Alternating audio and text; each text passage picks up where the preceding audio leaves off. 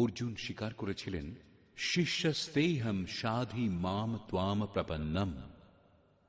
ভগবান, আমি আপনার শিষ্য, আপনার শরণাগত।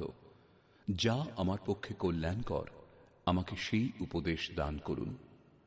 অতএব গীতাশাস্ত্র সম্বন্ধে বলার পূর্বে পরম গুরুদেবের পাদপদ্মে এই স্তুতি, গুরুবন্দনা নিবেদন করা হয়েছে।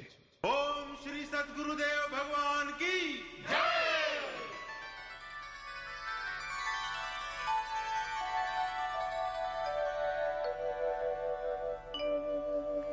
জয়।